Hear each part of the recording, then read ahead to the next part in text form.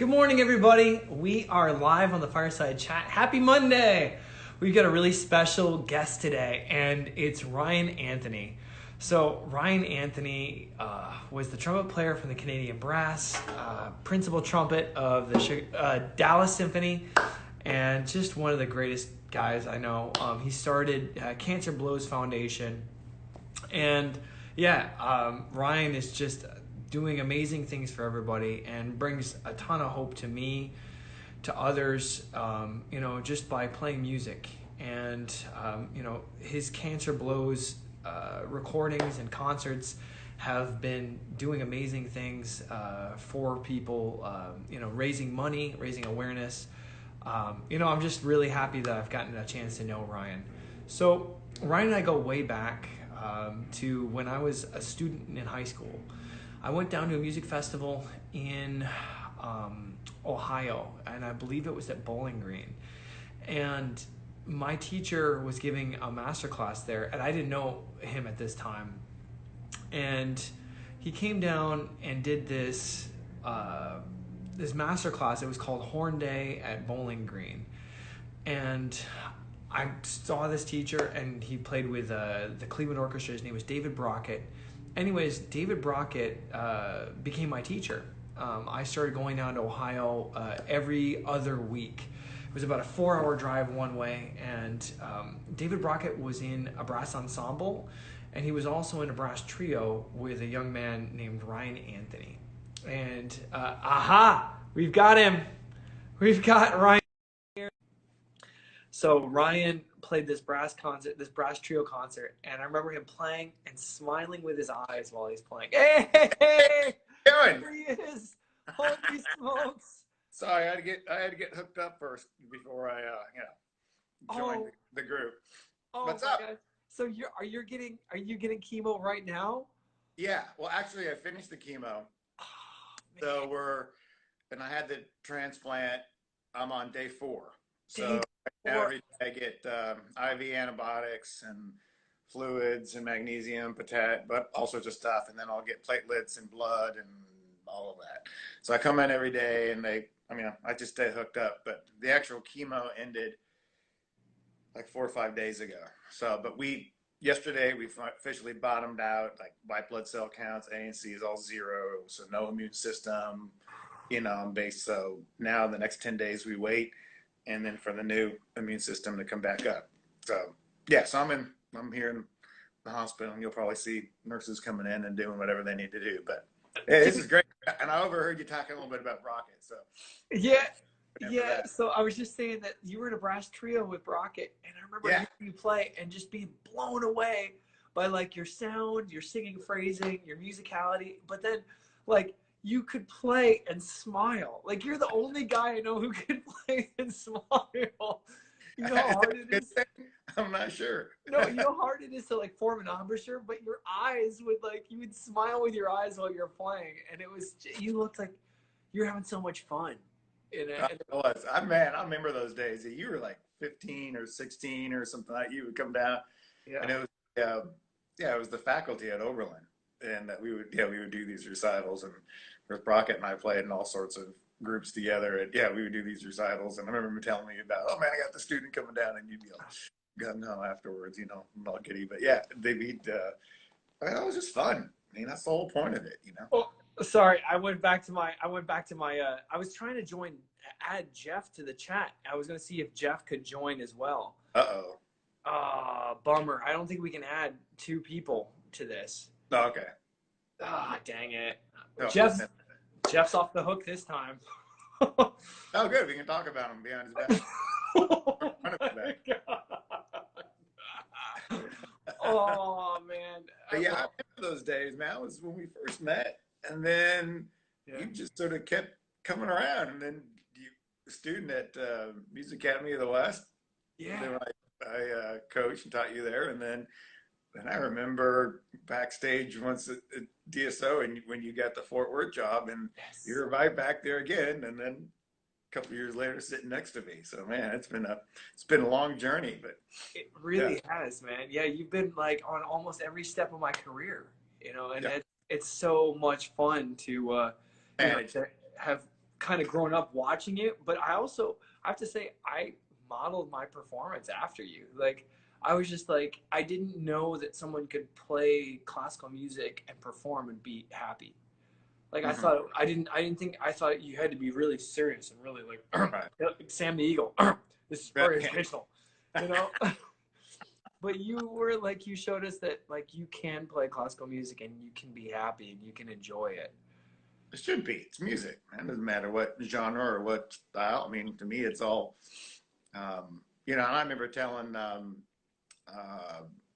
you know, lots of people that, yeah, I think the key to my whole playing, my favorite person is Ella Fitzgerald. I mean, that's who I sort of pattern so much stuff after classically, Wow.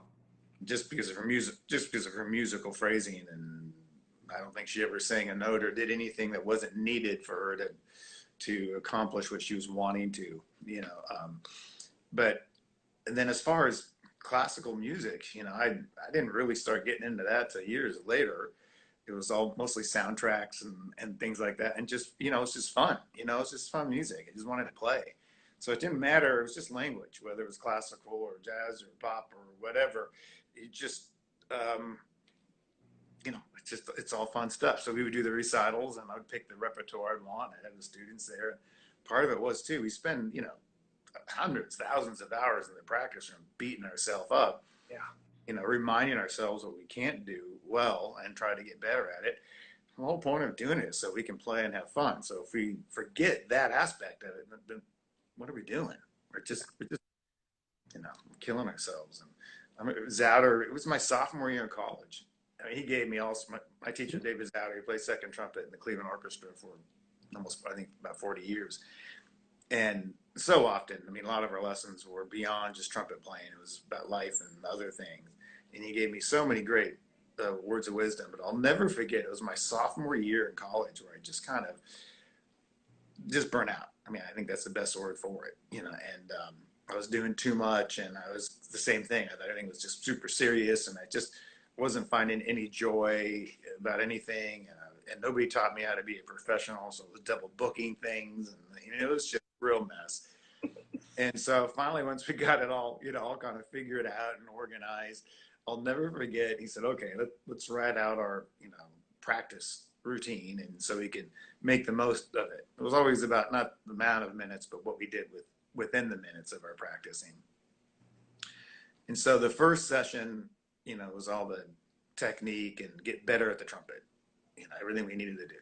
And then the second session was how to use that, and then we applied it to musical terms. So that's solos, excerpts, etudes, or whatever. And then he said, well, then there's a third session. I was like, oh my God, I mean, what else is there? You know, a third session. And I said, well, what is that? And he says, I don't ever want to know.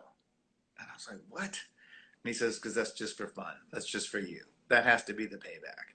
So if you work really hard and you're doing the things, you know, in order to get better, the things that you can't do well, I mean, that's what we have to practice. So that's self-defeating all day. Who wants to do that all day? Remind yourself that what you can't do. So he says, your third session is for fun. And remind yourself that's why we do this. So he says, all I care is that you don't hurt yourself. You know, so, you know, me in the dorm with Maynard Ferguson playing, you know, and the records are dizzy. It didn't matter, you know, I would just play, just had total fun. And I was able to try to capture that. And when I would do those recitals at Oberlin and try to teach my students that, you know, and he would always say it was the 5 Ps, that proper preparation prevents poor performance, you know, and that if you're ready, you go out there and have fun. You've done all the work. And I think that's probably the success in years later going to Canadian Brass, because, you know, the great thing about that group is you didn't have to prove anything. I mean, the audience was sitting there, and it's like you going in, you know, Chicago. They know it's going to be a great performance already. Yeah. They've already made their decision before the downbeat. This is going to be great. Wow. You know? Yeah. So you'd walk in there and we would play, and people there, they've heard the group umpteen times, you know, no one's there judging, like, is this group going to make it? They already knew about Canadian Brass. They knew it was going to be fun. And so my job was to make sure that they enjoyed it.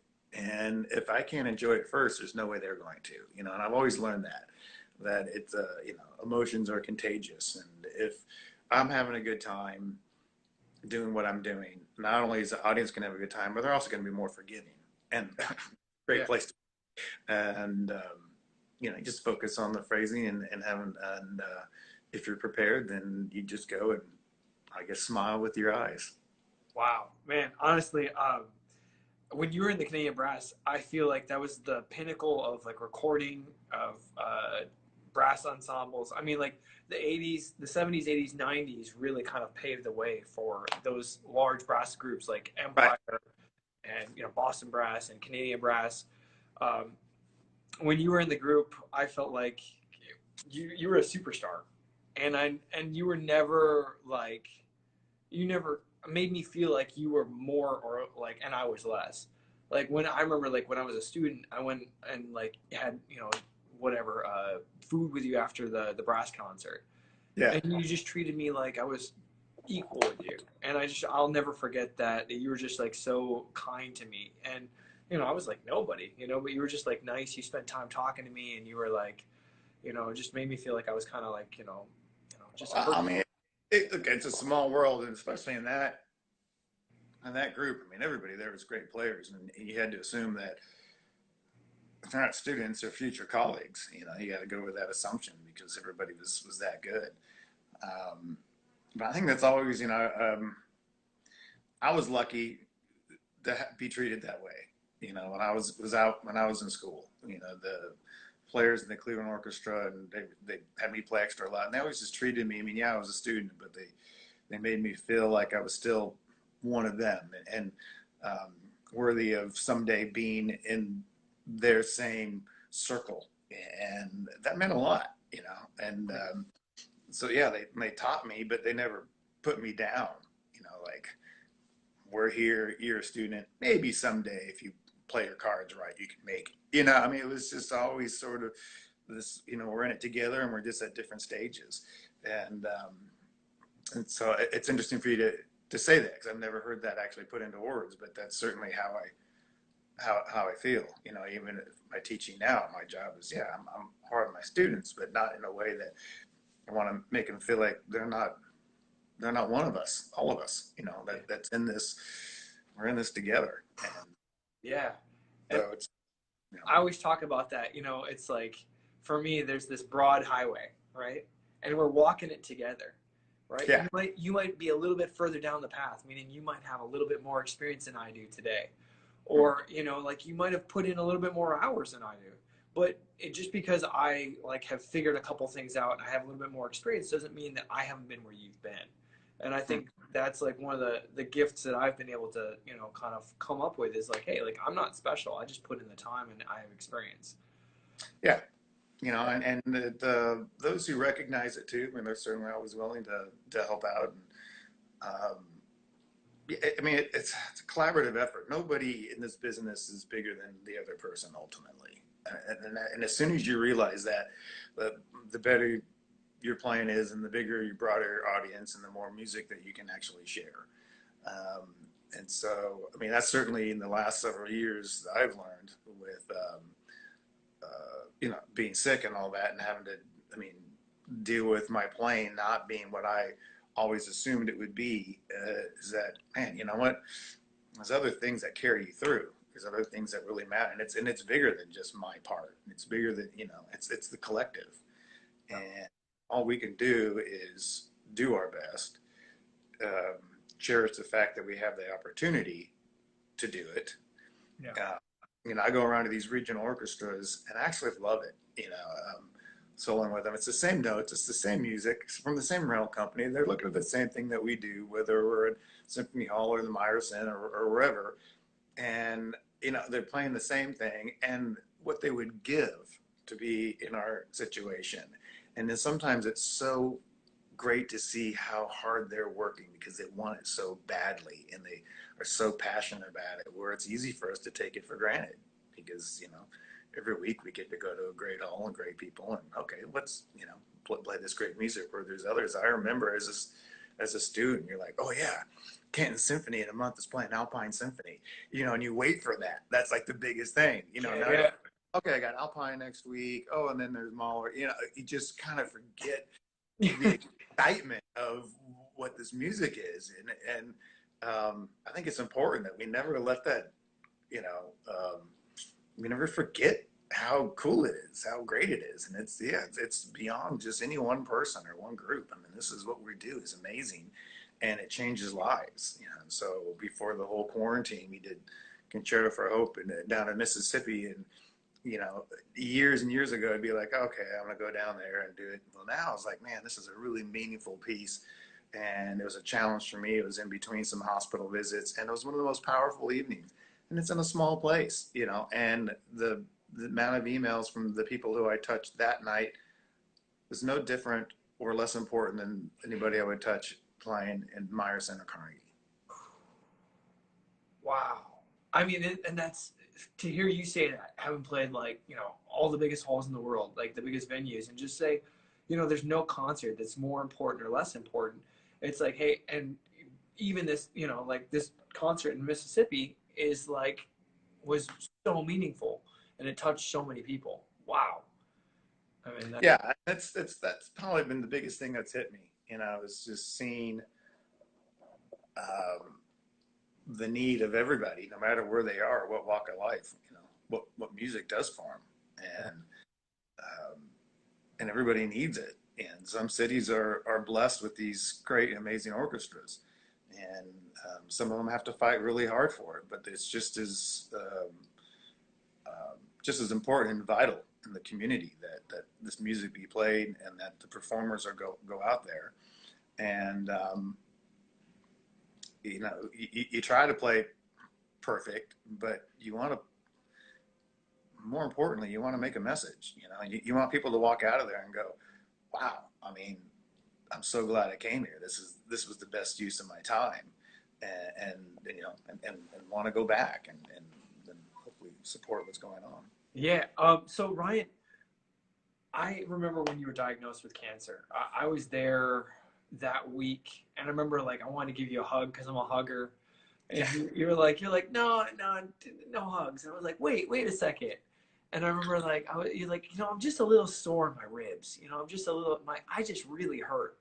And I remember like, you know, I was just like, okay, you know. And then I remember like, hey, what's up with Ryan? And then someone who you confided in said, hey, he was diagnosed with cancer. And I remember it was just like, oh, it took all the wind out of my sails. It like hit me like a ton of bricks, man. I was just like, oh, what does that mean? I'm like, what does that mean? Does that mean that like you're not going to be with us? Or like, does that mean that you're not going to play trumpet? You know, and like, I mean, that was in 2012. And, Yeah, November. It was the week of Thanksgiving, yep. 2000. Yeah. And I remember Canadian Brass came like that week, I think later that. And then I remember watching from backstage through that little window on the side stage left door, and you played. I remember you got your white shoes on. You had your Yeah. Adidas, you know, like. And Yeah. you were with the guys, and you were playing Penny Lane, and I remember like I just teared up, man. I was just thinking like, this might be the last time I hear you or see you on stage. Like I just didn't know. And Yeah, that was the last. That was the last concert. That was that weekend, and then we knew something was going on, and it was the following Monday we got the hard knowledge of exactly what was up. But I remember that concert because it was extremely painful. Of course, Kevin Finnemore knew the whole time, you know, because he was sitting next to me and covering for me a lot. And yeah, so we got a call, you know, that week, and it was multiple myeloma, which they were considered a terminal cancer because there's been no cure. But there's a lot of different types, and multiple. I mean, that's what's is sort of the key. And but it turned out that I got all the high risk and all the things that was told that we'd have 1 to 2 years. You know, that it just wasn't going to be. In fact, we had one specialist that said I wouldn't even do anything. You just got a year, just wrap it up and enjoy what you can. And then we had a specialist that thought that maybe you can push it 3 to 5, and then some that said, oh, you know, maybe 8. And so we went all around the country just trying to look to see what can we do about this. because it's not a cancer and a tumor. I mean, you can't remove the entire bone marrow. You know, it's just it's there. It's in the blood, and so it's been an interesting ride, to say the very least. And But you came back from it, and the thing I want to highlight is just like when you were on stage with us, we knew what you were going through. Like we knew, like at some level, like right, we all knew that you hurt. We all knew that you had a fever. You might be nauseous from the treatments. You might have had a treatment that day, but you still showed up, and you uh, brought your A game every time, and that inspired me. Like, it doesn't matter if I have a cold. It doesn't matter if I'm like my lips they feel a little bit chapped or whatever, swollen. Hey man, if Ryan's here and he's bringing his all, I'm gonna show up, and that like brought so much hope to me. yeah, well, up until 2 years, I think I only took one sick day. I mean, I came back 2 months later. We did Pines and Rome. That was my return, and we took it to Vail. And the doctors are like, nah, don't plan on it. But that was kind of my like, I'm going to do it. I'm going to make it. And yes, we did that. And I just, I continued playing, did chemos on Friday, and we would do concerts Friday nights. And we just kind of worked it out. And then 3 years ago, it got where I couldn't do Wednesday afternoon rehearsals. And so that was the first time where it really started conflicting with schedules. But we usually would do concertos and things, and Maestro von Sweden was always understanding because I'd have to go in for chemo again on Wednesday and then on Friday. And actually, I would do it 3 days a week. And yeah, there was a lot of concerts where I would just have the bag in my jacket or a fever, or Kevin would help me up the stairs to get in there. And you just got to do, you just do what you want to do or what you need to do. I mean, to me, that was kind of also just sort of, sticking it to the cancer. I just wasn't going to allow it to define my life. I play trumpet and I play with the DSO. That's what I do. Unfortunately, these last year and a half, I've had to be on disability and not been able to perform, and it kills me. It's hard. I'm still doing some stuff when I can and teaching full time at SMU. But I do plan on going back in the fall. They made a position principal emeritus, so we can figure out so I can do some playing. Awesome. But we're in the midst of trying to figure that out. And so 4 days ago actually was my fourth transplant. Usually you do one, maybe two. If you count the tandem as two, then it's my fifth. That makes it sound better. So I like to tell everyone it's fifth transplant. But we keep every year staring at the wall. We've ran out of everything that's on the market. We just keep building a bridge until something else becomes available, and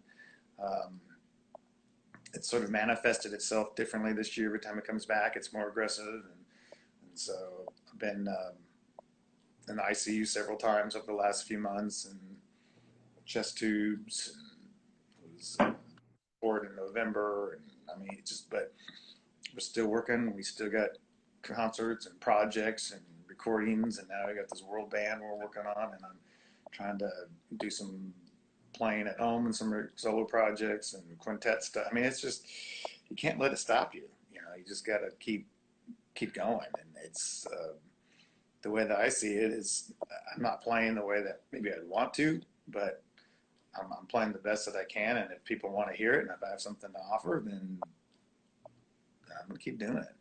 That's awesome. Honestly, music seems like it's giving you hope, and it's giving you, a reason to keep going. Yeah. I've gone through some difficult times in my life, but it's always like, hey, if I get through this, I know I can come back to my music. Right. And it's like one of those things that's like giving me a reason to live, really. Yeah. But look, absolutely, man, it's been a lifeline. It's not going to leave, and it doesn't diminish ever.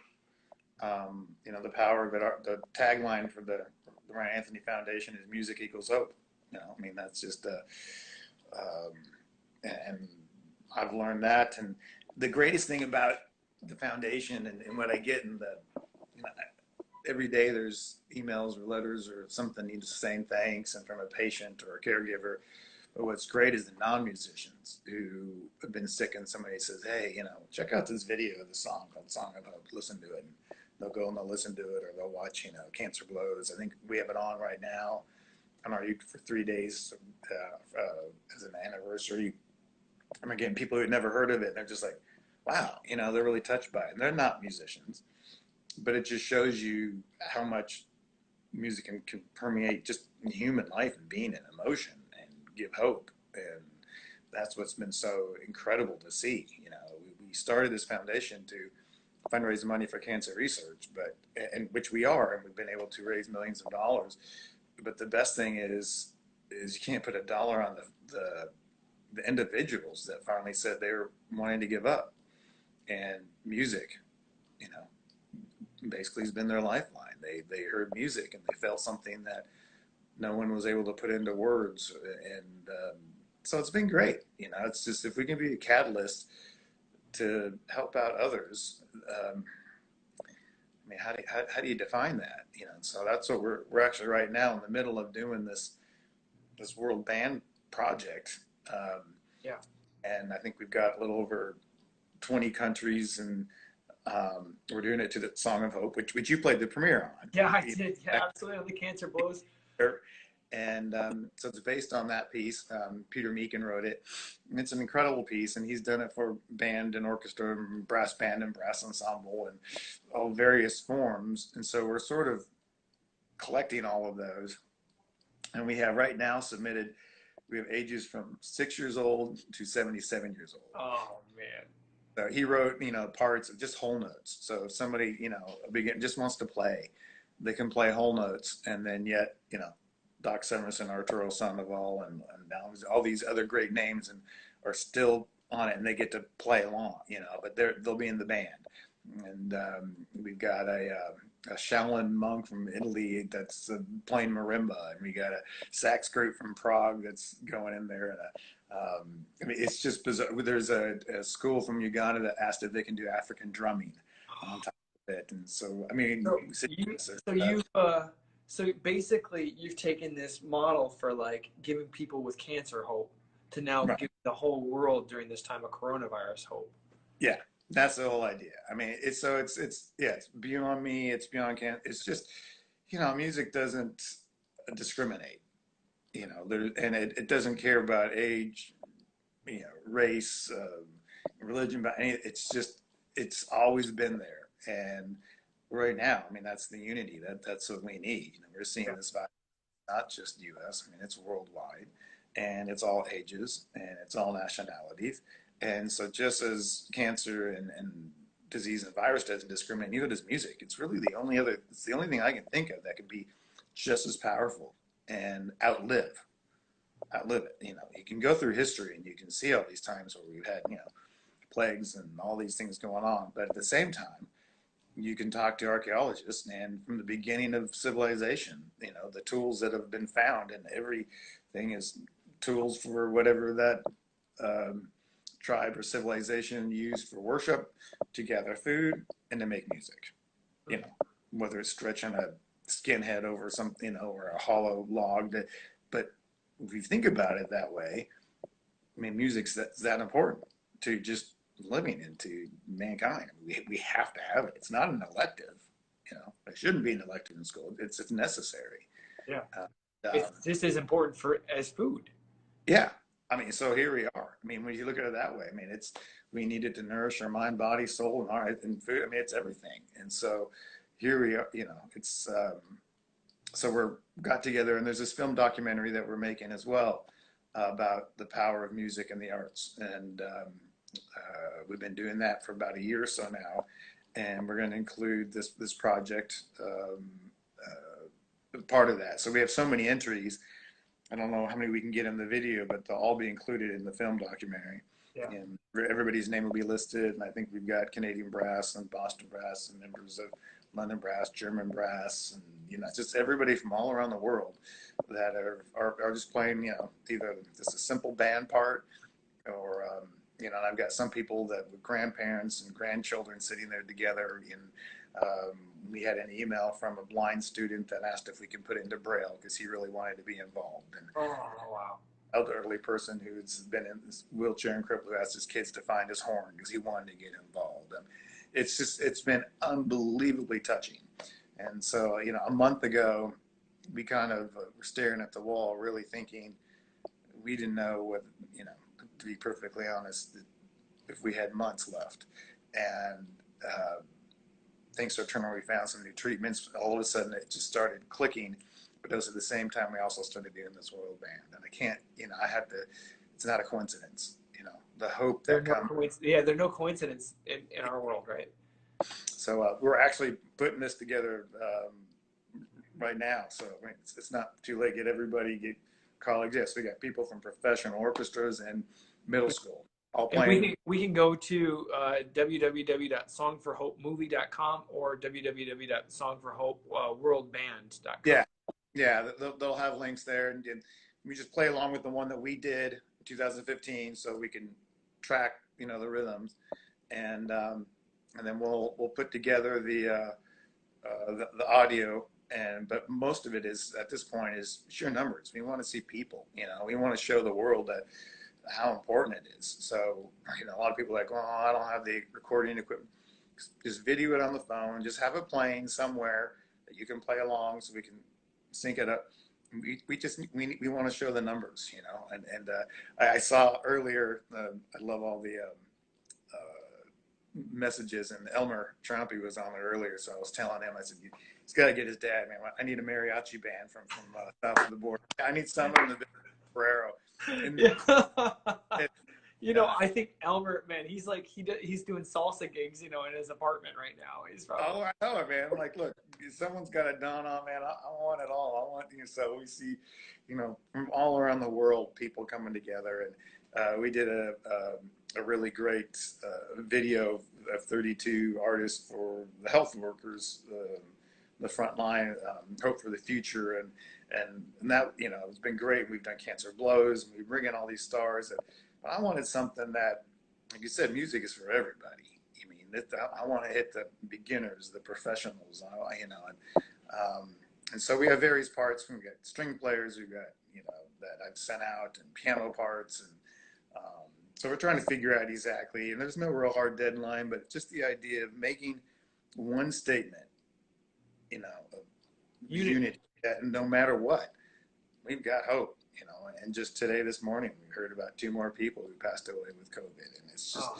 It's not, it's not over. And I know for me, one of the issues was one of the drugs that we really needed, and it was just about to come out. And when COVID happened, it pretty much got, kind of shelved because all the priority was of the pharmaceutical companies during COVID. So there's patients like myself that are waiting for these other new drugs that we can't get to, until we can get a better grasp on COVID and they can get back to some of the other things that they were doing.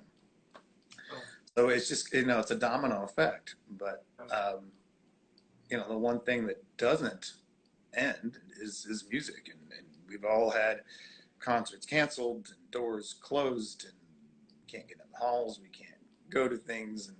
But you can't quarantine hope and music. You just can't do it. Yeah, and I know that's kind of like the thing for you. It's just like, listen, when you were playing every day and we knew what you were going through, you gave us hope on, a local level, right? Just like with our community. Maybe the audience didn't necessarily know what you were going through, but we all knew. And that gave us hope, like, hey, man, he really wants to be here. So we got to bring our A game, our 150% today because he's here, and like just that attitude was like, it just sent ripples to the whole brass section. It sent. And it just showed me, it's like you live by example. By giving, like, what I've been kind of, really thinking about service recently and giving back.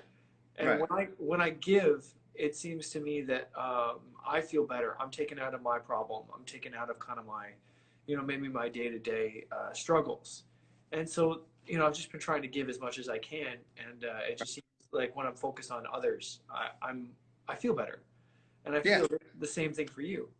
Well, it's absolutely. I mean, when you can see, that what you're doing is someone else says, wow, that made a difference in my life.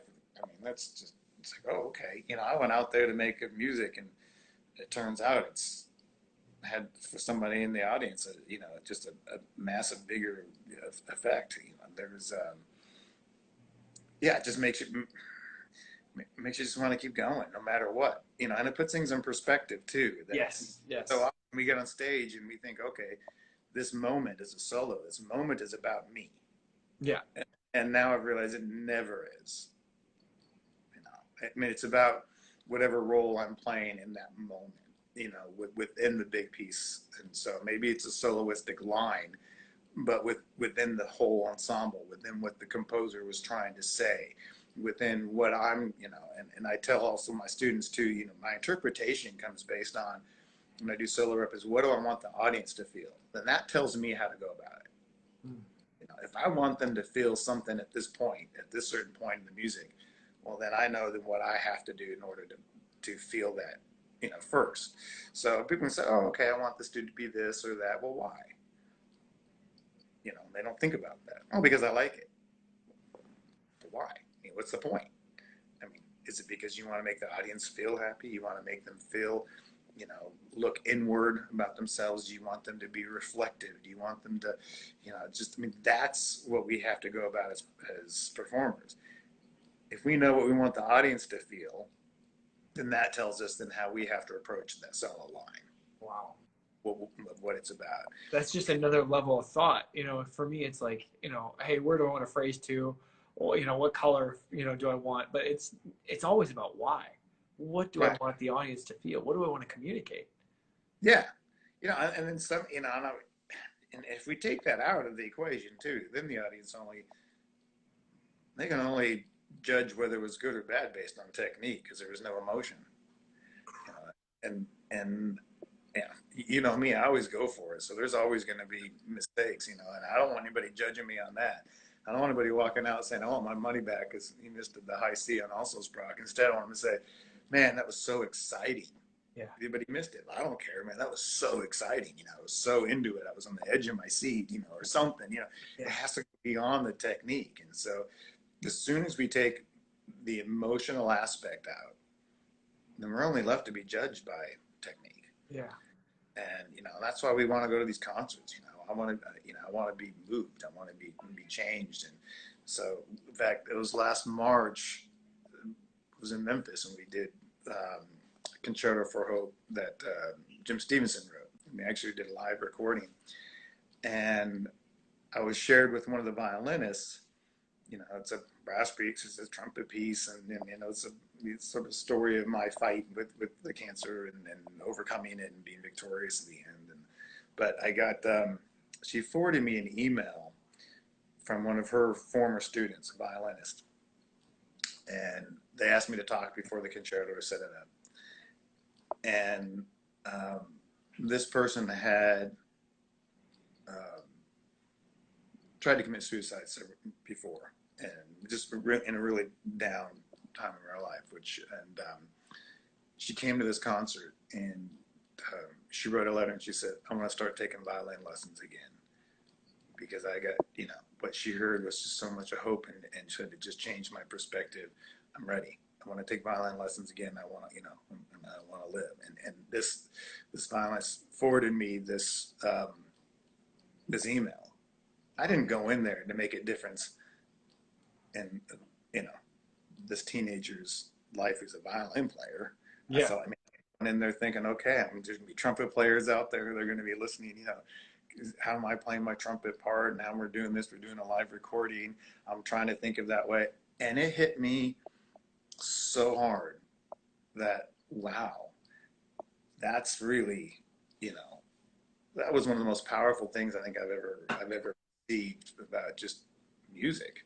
Yeah. And again, nothing to do with how I played. It had to do with composition, and it had to do with the vulnerability, I think, of just saying, man, I was told I was on the brink of death, and here, and through music and through the last movement, we're victorious. And somehow that translated to this teenager and gave her completely hope of saying, okay, and I want to pick up my instrument again. Wow. Yeah. I just think, yeah. It's beyond the struggle, right? So like I used to think my struggles were unique, and it was just me who'd been through this one type of struggle. But like, what I realized is that every person has struggles. Like, it doesn't matter if it's addiction or depression or, you know, cancer or disease or loss. Everyone goes through these struggles. And when we realize, hey, like, everyone's gone through it, but also like, hey, you know, regardless of the name of the struggle, the feelings are the same, right? And we can all identify in those feelings. Absolutely. You know, and I don't like when people say, oh, well, mine's not as bad as yours. You know what? In the heat of the moment, your struggle could be just as great as mine. Yeah. Whatever it might be. Don't belittle it. I mean, it's real. Yeah. And and so, you know, it's yeah, like you said, we all have them, and we're going to go through them. And for me, I've learned that, you know, music is the best way to communicate it. Obviously, family and friends and faith and all that gets us through everything. But when we can get together and make music, and right now we're, you know, we have this quarantine, we can't, but we're not letting it stop us. We're seeing these things on, you know, people are making these videos and things that we're doing. It's just, you can't stop the hope. You can't stop the music. You can't stop that language. You can't stop the idea of, you know, trying to figure out really how important and how great this form of art is, and how deep it can go, and how far it can reach. And so, I mean, those are all things that, you know, I learned a lot with, obviously, with Canadian Brass, because we toured, you know, worldwide, and we got to play everywhere. And then obviously with Dallas, but you know, now doing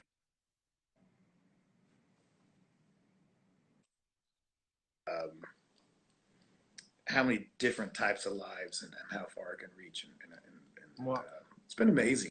So in some ways, it's been, you know, I don't want to say is it a blessing, but it's been one of the gifts, I guess I can say, from being sick, is that I've learned that, you know, I've learned to appreciate time, and I've learned to be able to appreciate, you know, even when I wasn't feeling well, and I would come up, and I knew that with, you know, Dell, I would sit next to you, and you're always smiling, you're always happy, you know, and it could be a really, you know, bad day, and but I had an opportunity, I had a chance, I had the gift to go and play, regardless of how I felt, and so many people would love to have that. You know, we're lucky, and so, you know, now I've learned to appreciate too that, you know, a bad day is still a day, and the Wow. sun comes down, and I look at it differently. And you know, last month when we were just really kind of panicked, you know, it's been great. And one of the things too, I got to say, that I've learned as performers, I think we get so into, you know, we prepare our music and we listen to the stuff we're working on. And since I haven't been able to perform as much, I've just been listening to music again, like I did when I was younger, you know, just for fun of it, not because, okay, I got to analyze the Mahler Symphony and listen to it, or prepare this or listen to that. What's my next soloist? And let me listen to music. I've just been able to chance just to listen and embrace it. It's like, oh yeah, that's so cool. And it doesn't matter what style. I mean, I think it drives my family crazy, you know, because it's just like, doesn't, you know, whatever's coming out of it, it can be Tower of Power or salsa or Mahler, or, you know, or it just doesn't matter. It's just, it's great stuff, you know, and then, it's just, I don't know. Man, It's been, I wish I could get a playlist from you. You know, just like I want to share Ryan Anthony's playlist. Just like it, just man, is all over the map. Yeah. It's, yeah, it's pretty interesting. yeah, I Yeah. want to, you know, like I mean, I've got a pretty eclectic you know, taste in music too, but I would love to see what you're listening to, man. Well, you know, and that's one of the reasons I got into Trump. Well, I got into Trump because my grandfather and my whole family, and they all played. But one of the things I loved about it is because it's in every style, you know. So as a kid, I'm listening to, you know, the band Chicago. So I'm like turning on the radio, and there's pop songs, and there's, you know, there's trumpets all over the place. And then, you know, obviously you get the jazz, and then the soundtracks. First time I heard Morris Murphy doing some John Williams, I was just like, oh man, you know, that's amazing. Then that transferred to some other the classical music, and then somebody gave me a Maurice Andre. I mean, it's just, yeah. I mean, wherever you turn, you know, you can hear that, and I loved that, and I always wanted to be able to do that, and be able to to play and learn everything. And so I mean, when you came to the Dallas Symphony, right? Like previously the Principal Trumpet had just played the Mahler and the classical stuff, and then when you got there, you're like, no, man, I want to play the jazz stuff. I want to play the scream and like oh man, it's yeah, West yeah, Side Story. like, are you kidding? I'm not taking the pop stuff off. That I love that stuff. Oh man, I mean, that's what got me. That's really what got me into it.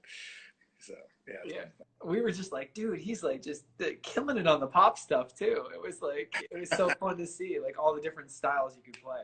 That was more, I guess, probably what I was more adjusted to than actually doing the principal trumpet thing. I would always come in and do the principal thing, and it was sort of like the trumpet band-aid for a while. If somebody needed, I'd go in, play for a week or so, and then leave. And so Dallas was really the first time I was like, oh, okay, this is it. This is the job. This is everything. But because before that, it was just like, okay, what's next on the calendar? Oh, I'm going to go do this. Now it's a pop thing, a solo thing, a quintet thing, a brass band thing, so it was great.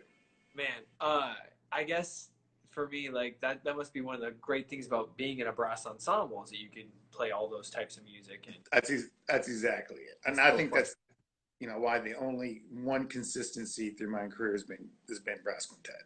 Yeah, since high school, and yeah, for that reason, because we can play so many different styles and do things that way, and so it's always been fun. So cool seeing that video of you and your brother like with the Canadian brass. Do you want to just share that story really quick? Like you guys like had never met before, and then you had to play this. Oh, I still don't know how my brother, how RB did it. This is all way before cell phones and I don't. So Canadian brass was coming into the San Diego there in North County, and they were doing a concert and then like a master class during the day. And so I was at school, and I got a message to go to the office. It was an emergency, and so I go to the office, and my brother RB, who he's sitting in there, looking very solemn, and they said, there's, I don't know if they said it was an emergency or something, but you have to go home. And I thought, oh man, what happened? Something happened to mom or dad. So RB gets me, he says, just walk to the car. So I go to the car, and I'm like, what's going on? What's going on? What's going on? We get to the car, and I see in the back seat our uniform, my instruments, and the music. And he's like, we're going to go play with Canadian brass. We got 45 minutes. We got to get up there. And I still, to this day, I have no idea how he organized it, how he got snuck us on this master class in North County. So I'm changing in the car, and because we had outfits and we had van shoes that every year would sponsor us, and we did everything. We just did everything. We tried to follow Canadian brass. We knew all their music. We did everything. And so we get there, and then again, somehow he convinces them that they'll play some numbers, and then we'll play some numbers. And being now in the group, I don't understand that. We'll work with a group, but we've never just said, oh yeah, let some other group just come out and play. So when we came out there and we started like doing their stuff, I mean, and they're sitting in the front row, and we took out our A game. We played, because we were playing around Disneyland, SeaWorld, and stuff all around. They were all in college. I was in high school, but we did all the stuff was features, the solo things for me. And so we played, and then at the then they worked on us a little bit, and then somehow again they said, well, why don't we do a handful of keys? And we're like, well, we have choreography, and my brother's like, oh, well, we know it. Trust us. So without ever playing a note or trying anything, they just lined up the chairs, and we played it. We just and a friend of ours videotaping it in the back. And so that's what it is. I mean, it was totally impromptu, never planned, never discussed. And so basically 15 years later, I mean, that was my audition. Little did I know. So I was at Oberlin, and I came home one day, and Nikki's like, you need to listen to the answering machine. And I go and I listen, and it's Chuck Dellenbach on there and saying, hey, Ronnie Rom's retiring, and we really wanted to have you come up and play. I mean, how he knew my phone number. I mean, he'd sort of followed along through the years, but it came from that high school meeting. But yeah, it's on there somewhere up there on YouTube. I mean, it's on YouTube, and we saw it on the Canadian brass chat with the trumpets. But oh yeah, you'd get up, and the two trumpets would get up, and it's like everyone was getting up. and Ronnie. synchronized, It's so completely fun to look synchronized. back, and somewhere on there too is the solo that I did. I did this circular breathing thing. You know, now it's funny to hear Chuck talk about it too. They're all sitting here like, well, wait a minute, wasn't this our show? What's going? Who are these people? You know, so yeah. Wow. Yeah. No. I mean, honestly, man. In my world and in your world, I just feel like there are no coincidences, and I just it was meant to be, right? And it's I know you have a really strong spirituality. I don't know if you want to talk about that at all, but I know it's also been something that's really given you hope. Can you just share like why that's important and what it's brought to your life? Well, I think it's like, I mean, we talked about it with music, and I mean the few things that can, I mean, that can't be stopped and it can't be quantified, and it just it permeates anything, and Bigger than us. it's always there, and my family has always been that way. I mean, there's two people that I can look at specifically that have changed my life. One was my grandfather, and he always played. He was self-taught cornetist and played in the Los Angeles Salvation Army Band. And every Sunday, no matter what, I mean, he would take his cornet and go and play in the community and do things. His whole idea was that it was to be a service, that if he could do something then he wanted to use it and to help others. And that was just what we did. And every Sunday we went and we played, and my father, growing up at the beginning, was a music minister, and then later went into public school teaching.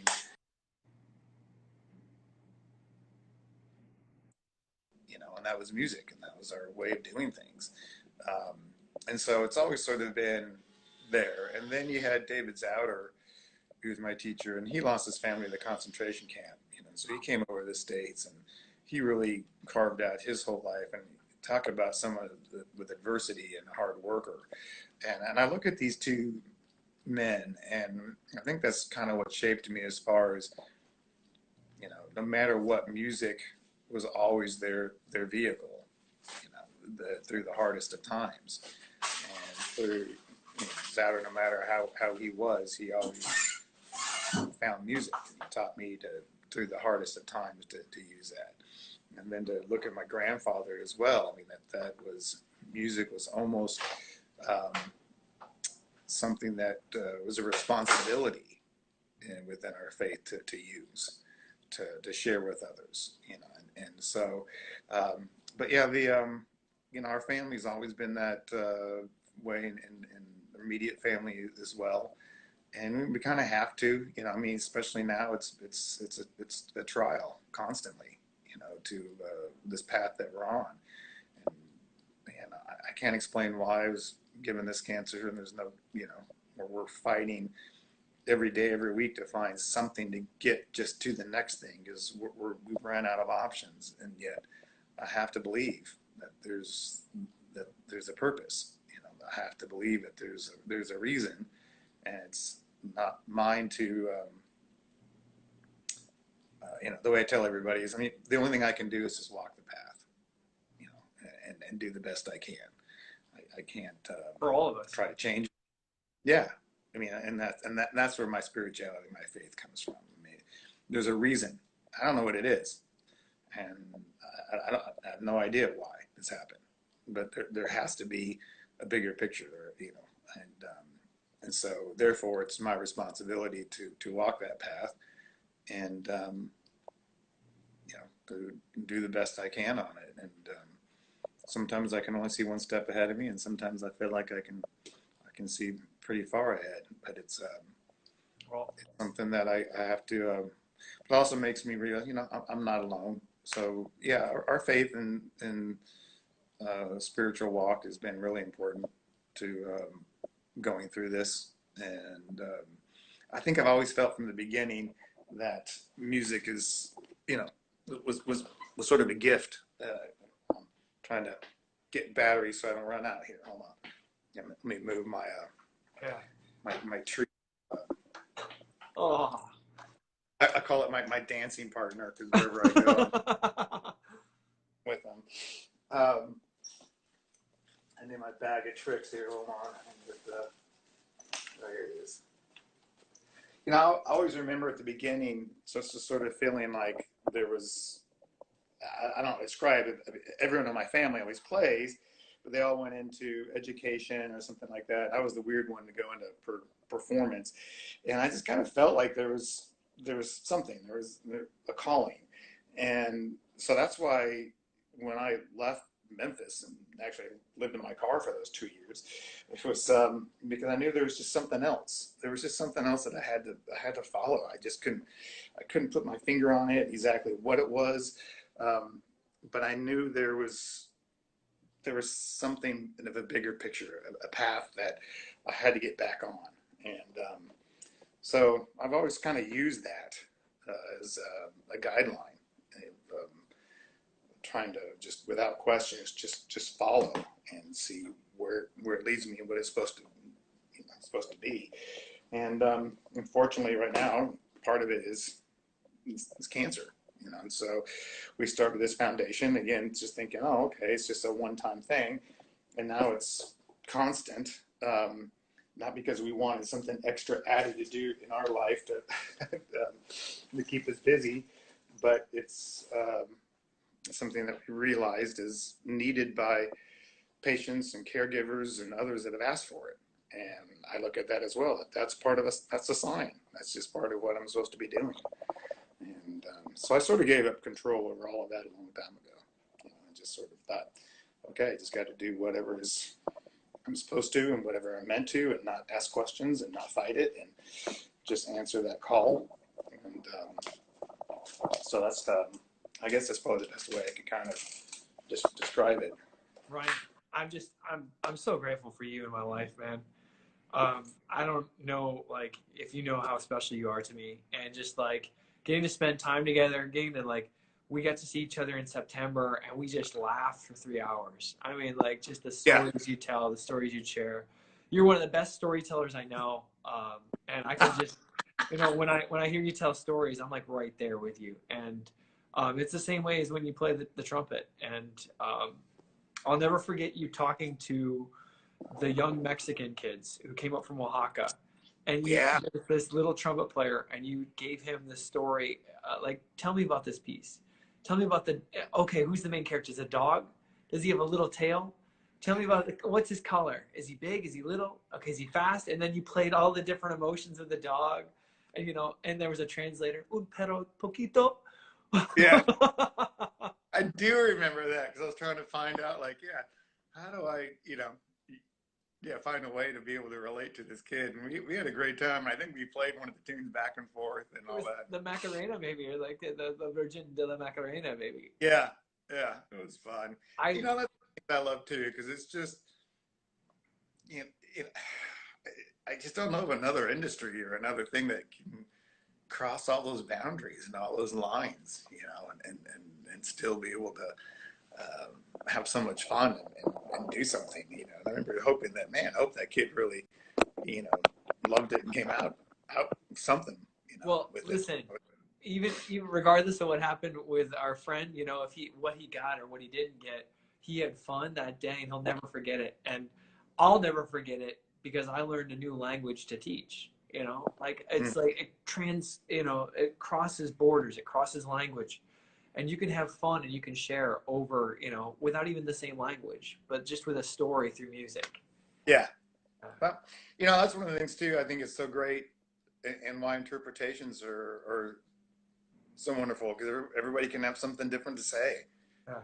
Everyone's walk is different. Your trials are different from my trials, and so I want to hear what you have to say. And it's going to be different from your solo than someone else's because of your experiences. And that's what's amazing, and that's what's great, and that's what keeps everything inspiring and fresh and new. Well, Ryan, we have about 1 minute left, and so I think we should just wrap it up here. But if you wouldn't mind, just say a quick hello to a few people that are watching. David Brockett, hello. Jeff Nelson, we love you. My big brother, if he's watching, absolutely. Yeah. Okay.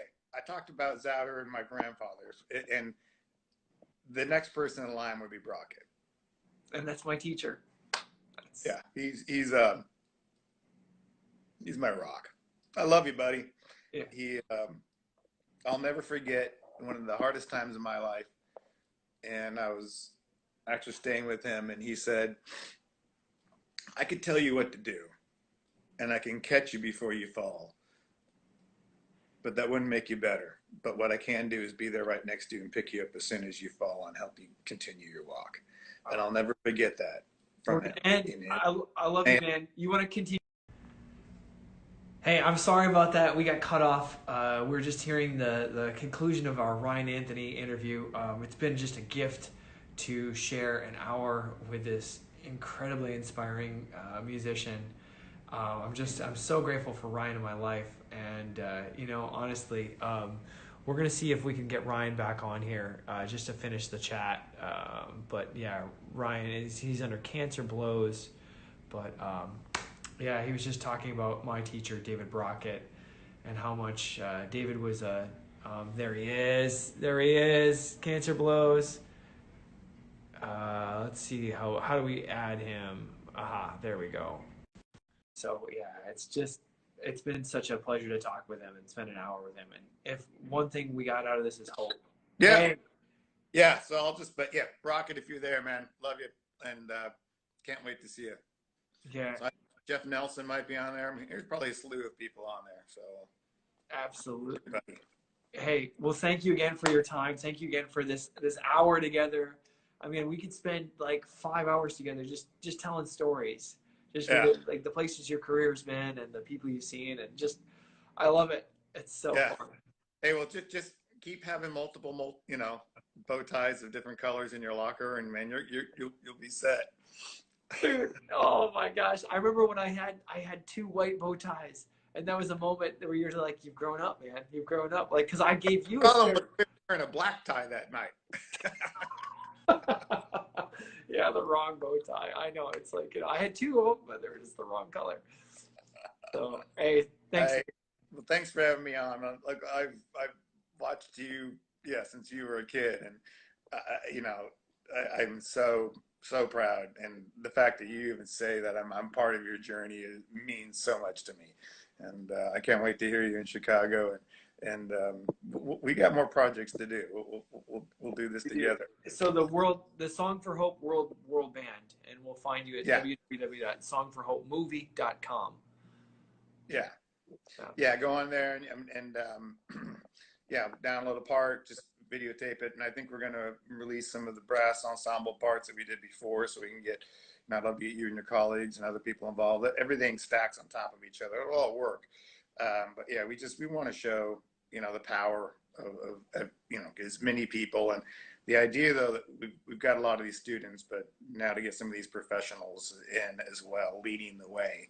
I'll send out an email to the Chicago Symphony brass and just invite all of our friends, our colleagues to join, and maybe I can talk to some of my friends in New York and see if they can do the same thing. But I'll definitely be there. You can count on me. Okay. All right, man. Thanks. Love you, brother. See you soon. Have a great day, everybody. Thank you. Bye.